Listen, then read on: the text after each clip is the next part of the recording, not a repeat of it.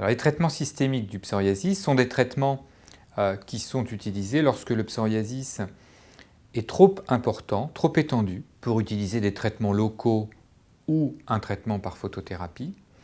Ils sont également utilisés lorsque les traitements locaux ne marchent pas, ou pour certaines localisations du psoriasis pour lesquelles les traitements locaux sont inconfortables ou sont peu efficaces. Par exemple, le psoriasis des paumes et des plantes de main, le psoriasis des ongles, ce sont des localisations qui sont difficiles à traiter avec un traitement topique.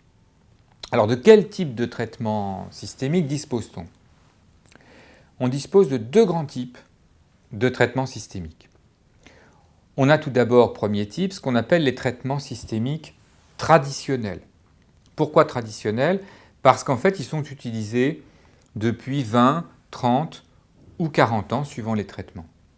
Le deuxième type de traitement systémique, ce sont les biothérapies, c'est-à-dire les traitements biologiques qui ont été élaborés à partir de molécules naturelles du corps et qui ont été développés maintenant il y a entre 5 et 15 ans.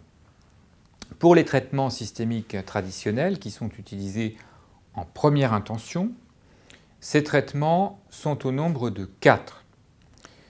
Il y a tout d'abord l'acitrétine. C'est un traitement qui est en fait un dérivé de la vitamine A.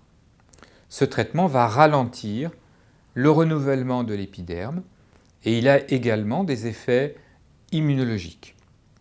C'est un traitement qui est d'action relativement lente et qui est utilisé dans certaines formes de psoriasis, particulièrement chez l'enfant. Il est également utilisé dans les psoriasis pustuleux, dans les psoriasis en gouttes, dans les psoriasis palmoplantaires. Ce traitement a une action synergique, c'est-à-dire qu'il agit mieux s'il est associé avec la photothérapie, c'est-à-dire les ultraviolets. Deuxième traitement, utilisé également depuis une cinquantaine d'années, c'est le méthotrexate. Le méthotrexate, c'est un médicament qui va empêcher le renouvellement cellulaire. Il a une action contre une vitamine qui est contenue dans l'alimentation, qui s'appelle l'acide folique. Et il va avoir des effets complexes sur le renouvellement de la peau et également sur le système immunitaire. Ce méthotrexate est pris une fois par semaine et il est indiqué dans pratiquement la plupart des formes de psoriasis modérée à sévère. Le troisième traitement systémique que l'on utilise, systémique traditionnel, c'est la cyclosporine. La cyclosporine, c'est un médicament qui a été développé au début des années 1980 pour la prévention du rejet des greffes. Il est élaboré à partir d'une moisissure et ce traitement a un effet sur le système immunitaire puisqu'il va empêcher l'activation des cellules du système immunitaire qui sont présentes au niveau des lésions psoriasiques. Ce traitement par cyclosporine peut être utilisé chez l'adulte mais également chez l'enfant. Il agit relativement rapidement, mais on ne peut pas l'utiliser pendant de très nombreuses années car il a des effets indésirables dont on pourra reparler. Le quatrième traitement traditionnel n'est pas commercialisé en France.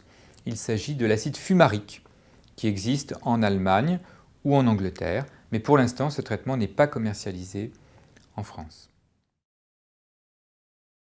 Bien sûr, l'utilisation de ces traitements est effectuée lors d'une consultation avec le spécialiste et c'est une discussion entre le patient et son médecin.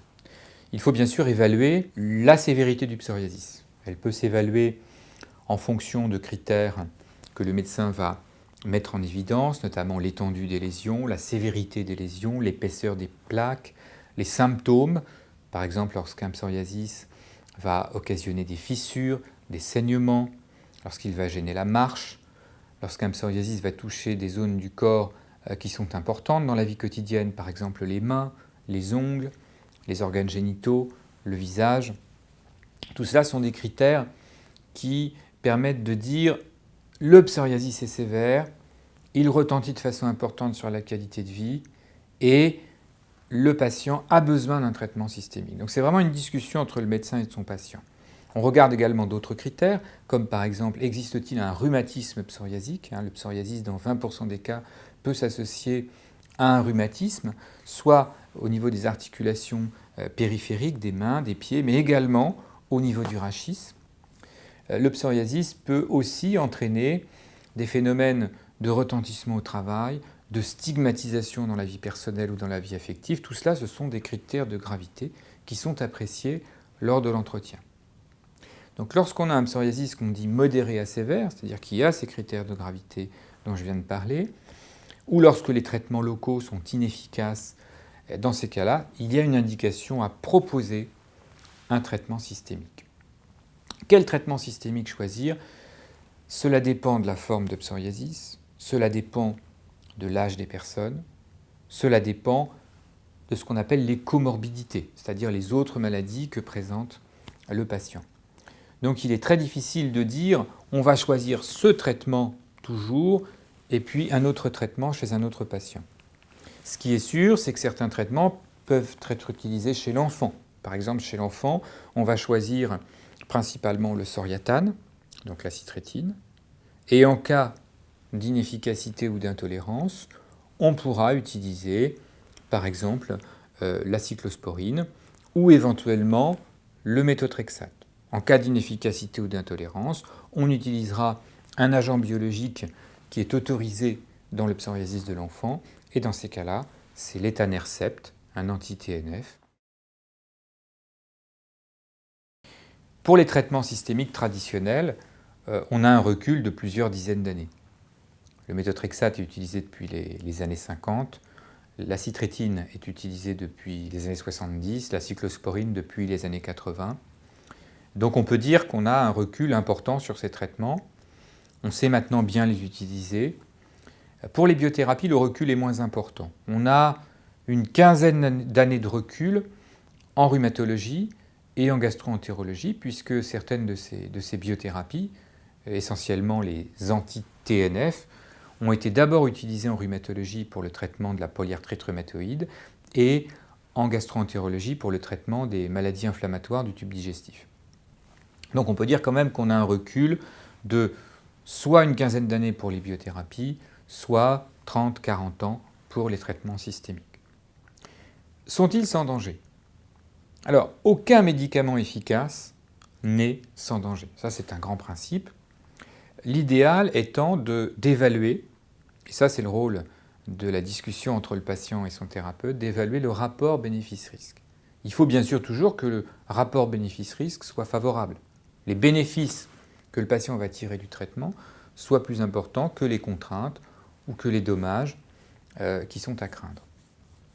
Alors c'est pourquoi, pour tous ces traitements, il y a besoin d'établir une relation médecin-malade de qualité, une évaluation initiale du patient cliniquement et également par l'intermédiaire de prise de sang et de radiographie, et d'établir ensemble un programme de surveillance, puisque tous ces traitements demandent une surveillance clinique, et pour certains de ces traitements, une surveillance biologique avec des prises de sang de manière régulière.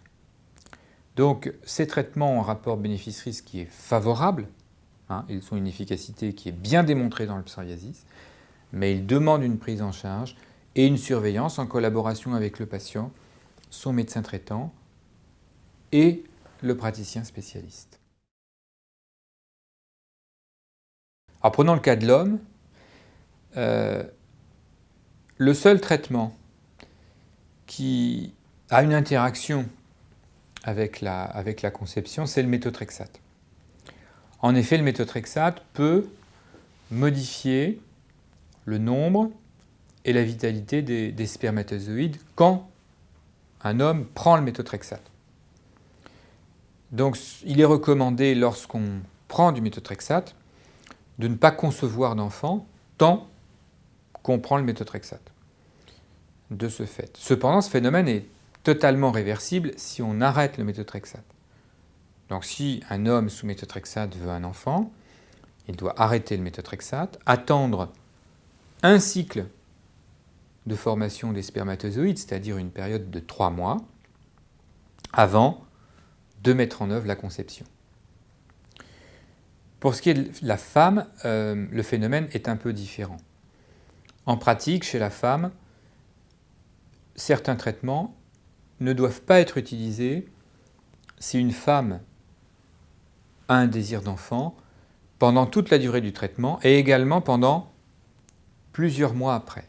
C'est principalement le cas de l'acitrétine. L'acitrétine ne doit pas être utilisée chez une femme qui veut avoir un enfant du fait d'un risque élevé de malformation, mais également comme le médicament peut rester longtemps stocké dans les graisses des personnes, on doit arrêter l'acitrétine au moins 2 ans avant de vouloir concevoir un enfant.